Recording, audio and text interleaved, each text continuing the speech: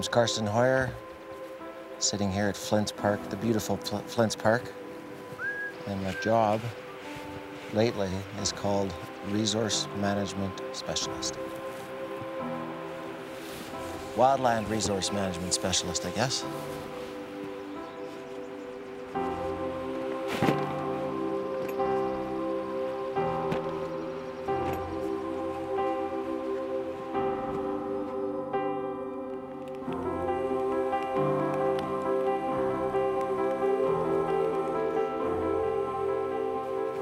Okay, I'm Frank Berstrom, and the department I work in is resource conservation.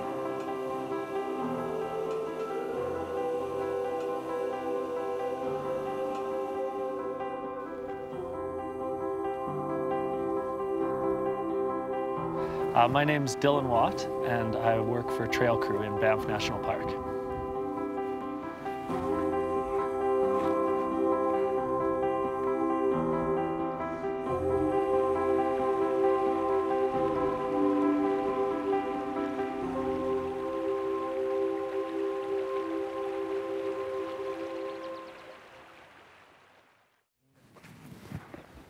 Wilderness, I guess, is a bit of a tricky thing to define. To me, I suppose it's more of an experience rather than a place with defined boundaries.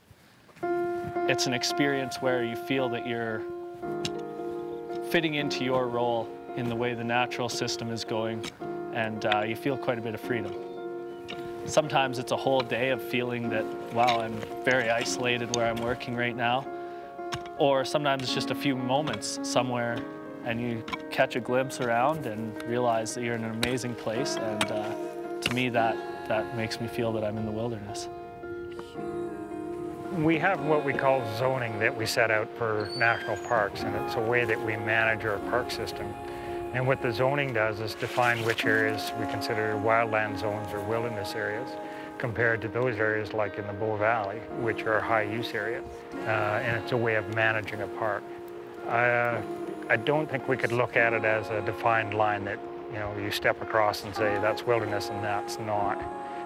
And it just, as you get further and further away from town site, further away from human occupation, it becomes more and more of what we consider a wilderness area.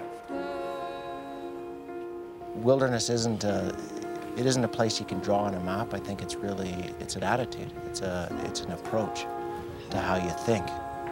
And certainly when we're back in a place like this, and we're on an 8-day trip where, you know, we've seen just a handful of people, that I think we immediately say, oh yeah, this is wilderness. And it is, and it's the sort of in-your-face wilderness. But wilderness also is, you know, for a kid, the dragonflies preying on mosquitoes in their backyard, you know, in the middle of an urban neighborhood.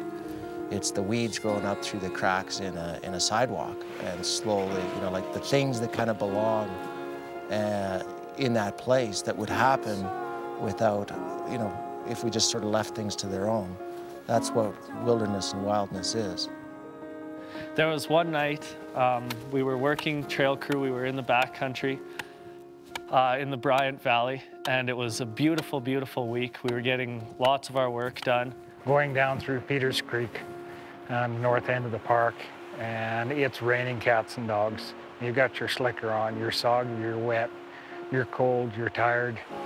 And it was one of those perfect evenings with the sun going down, soft light on the mountains. And you just, for a moment, say, well, I'm going to sit down and have a smoke and a bite to eat. And just as it was getting dark, we could hear two bull elk bugling at each other from across the valley. You smell that fresh rain. You hear the rain rattling off your hat and the stream going by. And eventually them meeting up and their antlers clashing together over the valley as the sun set. Kind of like, this is kind of nice. You know, it doesn't matter that it's cold. It doesn't matter that you're uncomfortable. After a hard day's work, those kind of moments definitely stick out in particular to me. Well, it's like, this is home. Like, this feels good. I should be here. I don't know if that answers your question or not. I think a huge value of these places is it's almost sort of a spiritual or mental value or balance point for the rest of humanity, for all of humanity. Even if you'll never get to these places, just knowing that they exist is hugely important for human mental health. When you're feeling stressed or completely overwhelmed in the middle of a city, you know, and you've had a harrowing day at work, and you come home and maybe the kids are screaming, the car broke down, the furnace is acting up, and you're just about, you know, you're ready to shoot yourself. And then you remember, wow, but there are these areas. Like, this is just a small part of the world. The world is actually a big, beautiful place. Like, get a grip of yourself. This isn't what life is. Life is the beautiful celebration of big, wild places. And just knowing that that exists, that grizzly bears are roaming, you know, these alpine meadows, the deer and wolves are moving through these valleys, the birds are nesting in these willows, thickets, and just that life has so much power and persistence, all have a calming effect that allow you to remember who you are, what you are, and how you fit in. All right, let's pack up.